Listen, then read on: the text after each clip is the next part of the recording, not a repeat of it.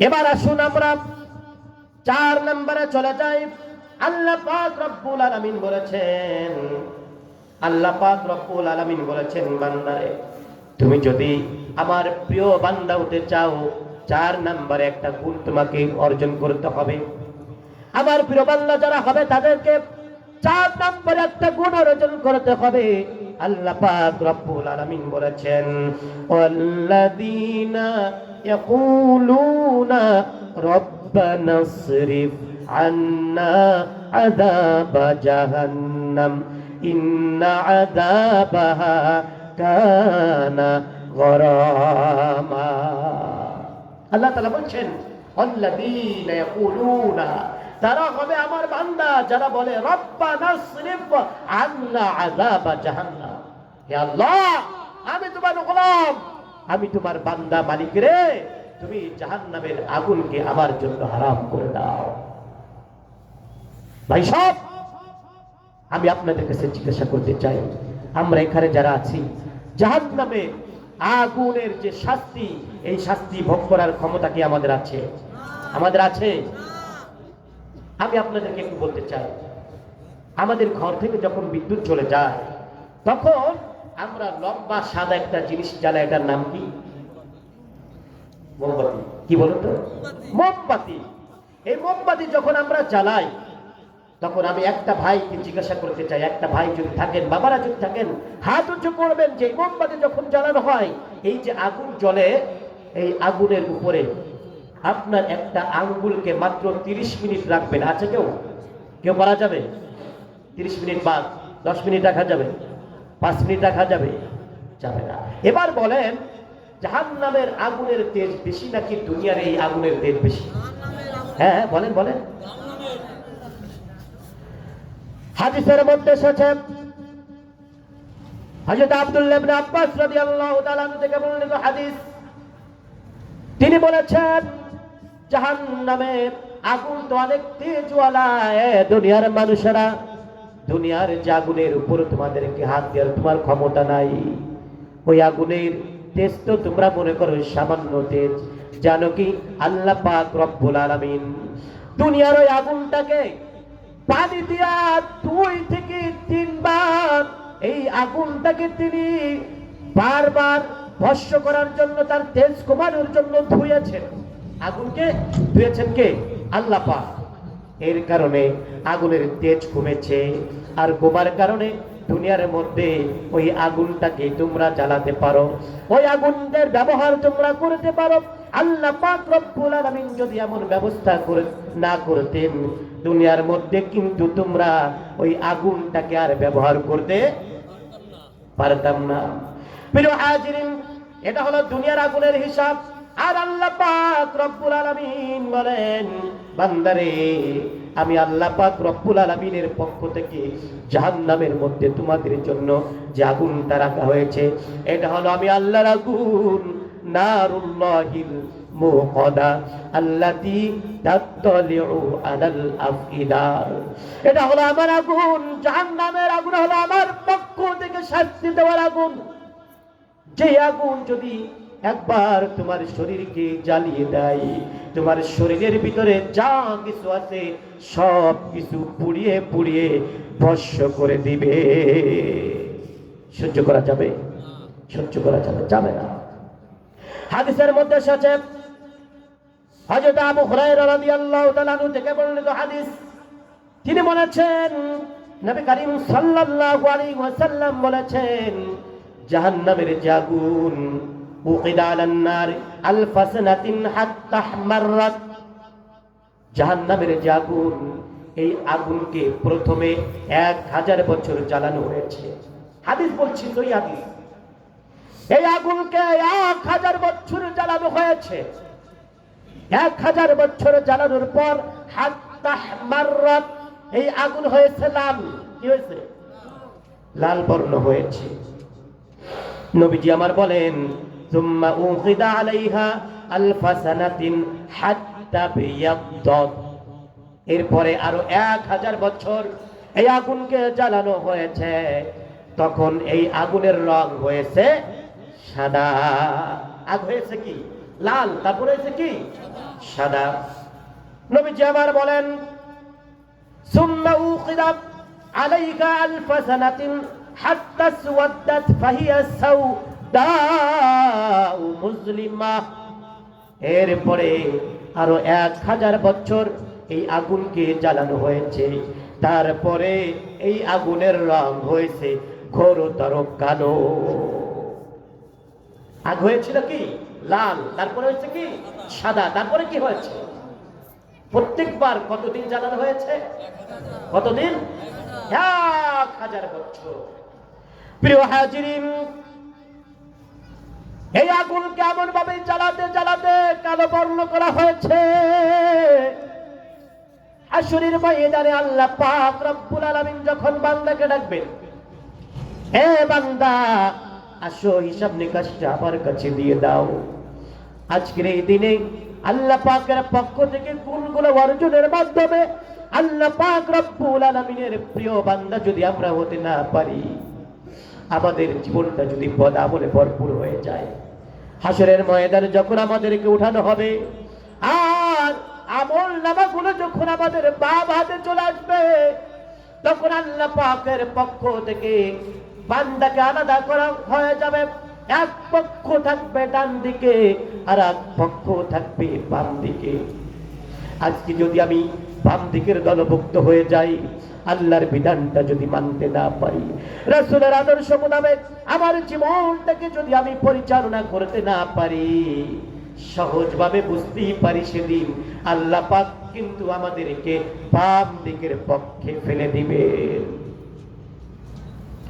আর বাম দিকে যদি একবারে চলে যায়, জাহান্নামের দাউ দাউ করা যদি হাল শিখা যখন এমন ভাবে কালো শিখা দাউ দাউ করবে, জাহান্নামের দিকে আমাদেরকে যখন হাঁকানো হবে, ওয়াসিকাল্লাযীনা কাফারু ইলা জাহান্নামা যুমারা, যখন আমাদেরকে কেমন ভাবে জাহান্নামের দিকে হাঁকিয়ে নিয়ে যাওয়া হবে, জাহান্নামের মানুষগুলো সেদিন বলবে, এই জাহান্নামের মানুষ কিন্তু ভিন্ন জগতের কোনো মানুষ হবে না মুসলমান।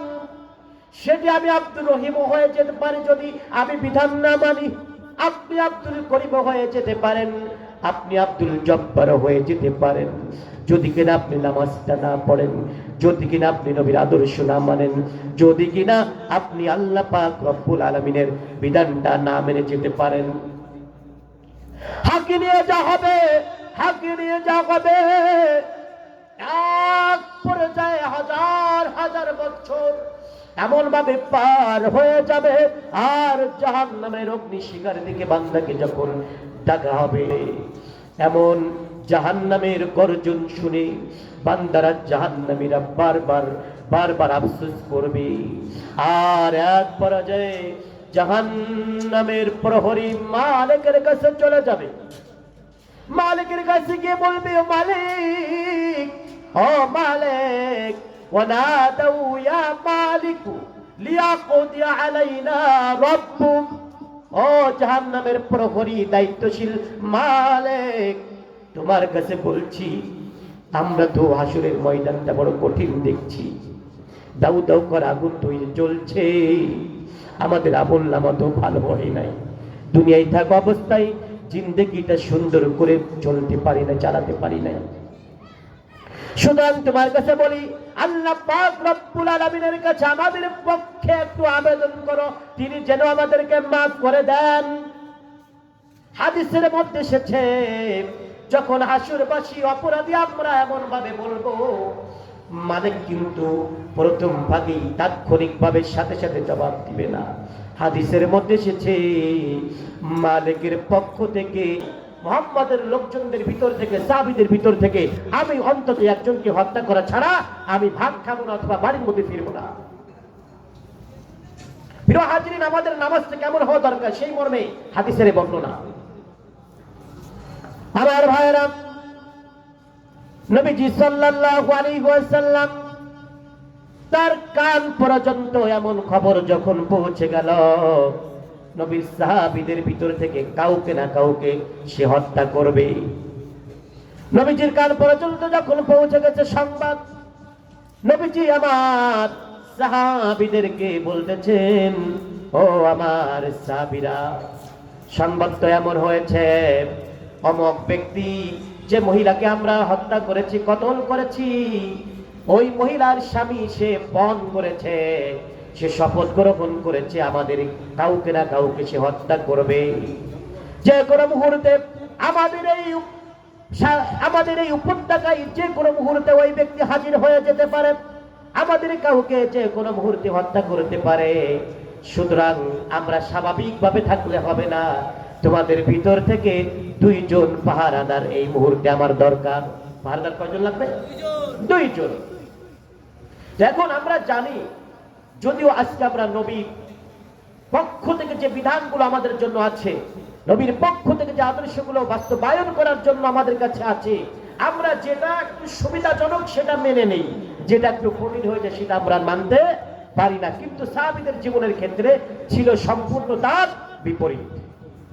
সাহাবী রিজওয়ানুল্লাহি তাআলা আলাইহিম আজমাইন যারা ছিলেন, তাদের টার্গেট ছিল, সদা সর্বদা অভ্যাস ছিল যে নবীজির পক্ষ থেকে যে কথাগুলো আমাদেরকে বলা হবে, আমাদের জীবন চলে গেলেও অবশ্যই আমরা তাৎক্ষণিকভাবে সেই কথাগুলো মানার জন্য প্রস্তুত থাকবো। ঠিক কিনা বলেন?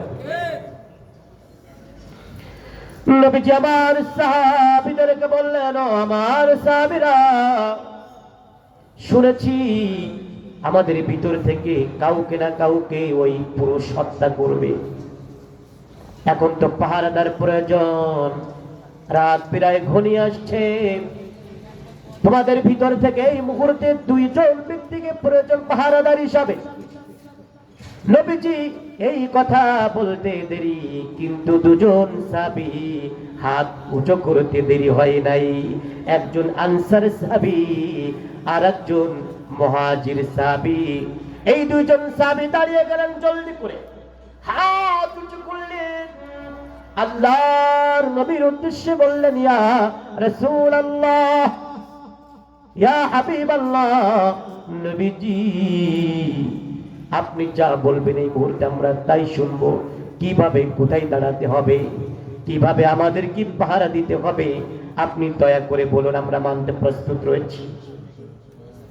আল্লাহর নবীর সাহাবীরাই যখন এমন কথা বললেন, নবীজি বললেন, ও আমার সাহাবীরা, রাত ঘনিয়ে আসছে, তোমরা এই গিরিপথে দাঁড়িয়ে যাবে, সারাটা রাত ধরে তোমরা পাহারা দেবে।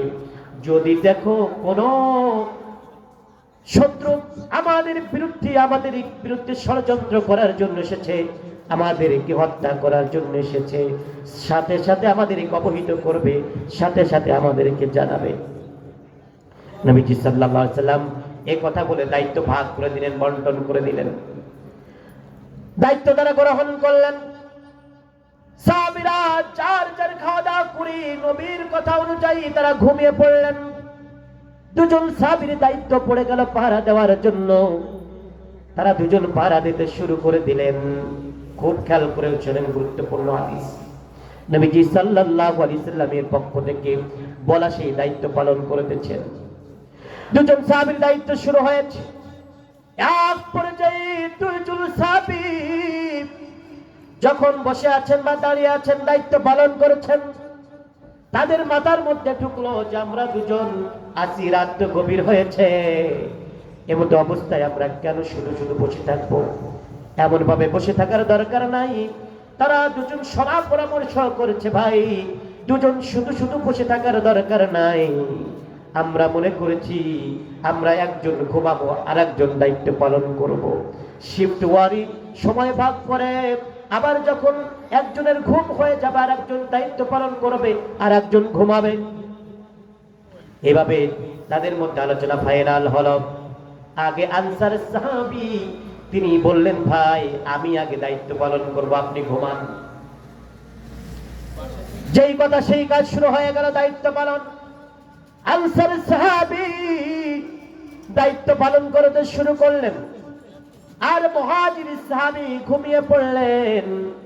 আনসার সাহাবী এবার ভাবলেন, আমার ভাই তো ঘুমিয়ে পড়েছে, রাত গভীর হয়েছে, ডানে বামে কোনো শত্রু তো আর দেখি না, শত্রুর কোনো ভাব আর বোঝা যায় না। সাহাবীদের টার্গেট ছিল জীবনে একটা মুহূর্ত যদি তারা পেতেন কিভাবে আল্লাহ পাককে খুশি করা যায়, কিভাবে আল্লাহ পাকের ইবাদত বন্দেগীতে মগ্ন হওয়া যায়, কিভাবে মহান মালিকের জান্নাতে যাওয়ার জন্য ইবাদত বন্দেগী করা যায়, সেই চেষ্টায় তারা মগ্ন থাকতেন। আনসারী সাহাবী এবার ভাবলেন, হায় রে, আমি কেন খামোখা বসে থাকবো, একটু নামাজ আদায় করি। সুবহানাল্লাহ বলবেন না? একটু নামাজ আদায় করি। আর সাহাবীগণ যখন নামাজের মধ্যে কোরআন তিলাওয়াত করতেন, এমন মধুর ভাবে আন্তরিক ভাবে তারা তিলাওয়াত করতেন, দীর্ঘ সময় দাঁড়িয়ে দাঁড়িয়ে তারা কালামে পাক তিলাওয়াত করতেন আর আত্মপ্রশান্তি তারা লাভ করতেন।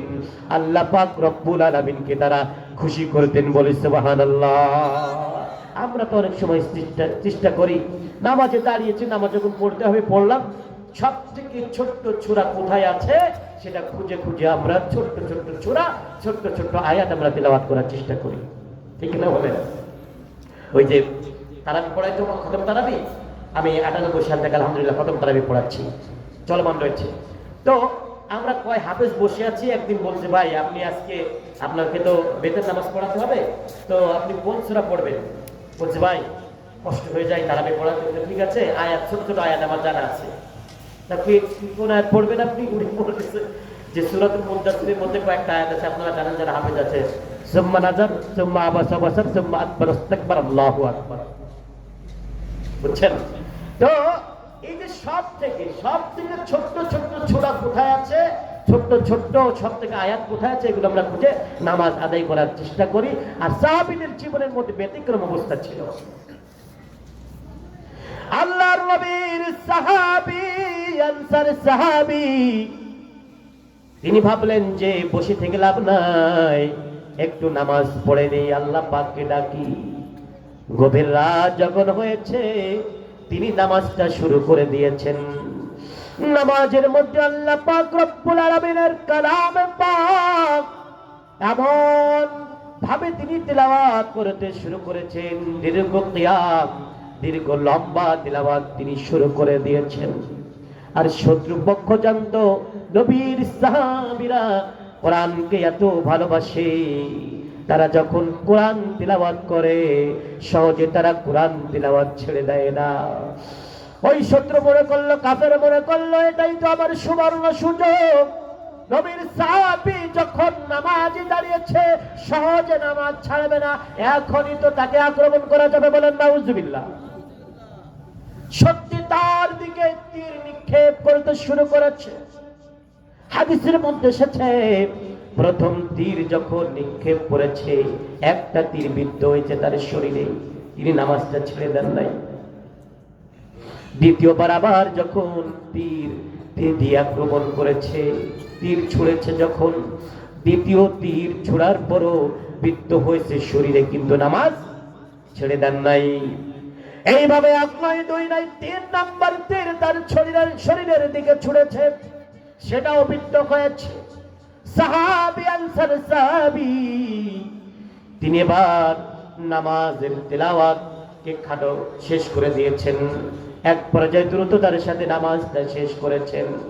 নামাজটা শেষ করে তিনি মুহাজির ভাইকে ঘুম থেকে ডেকেছেন। মুহাজির সাহাবী ঘুম থেকে উঠে দেখেন তার আনসার ভাইয়ের শরীরটা রক্তাক্ত। শরীরটা রক্তাক্ত। কি হয়েছে ভাই? আপনার শরীরে রক্ত কেন? আপনার শরীরে রক্ত কেন? আনসার সাহাবী বলছে, ভাই নামাজে যখন দাঁড়িয়েছিলাম ভাবলাম খামোখা বসে থেকে লাভটা কি, আল্লাহ পাককে ডাকি নামাজ আদায় করি, কোরআন তেলাওয়াত করি। আমি যখন নামাজের মধ্যে কোরআন তেলাওয়াত শুরু করেছি, আমাকে এমন ভাবে তীর আমার দিকে নিক্ষেপ করেছি, 1 নয় 2 নয় 3টা তীর আমার দিকে নিক্ষেপ করেছে রে ভাই। বড় যন্ত্রণা হচ্ছে, জলদি করে আমাকে একটু ব্যবস্থা করো। মুহাজির সাহাবী বলছে, ভাই আপনাকে যখন তীর নিক্ষেপ করছে আমি তো পাশে আছি, একটা তীর নিক্ষেপ করার সাথে আমাকে কেন বলেন নাই?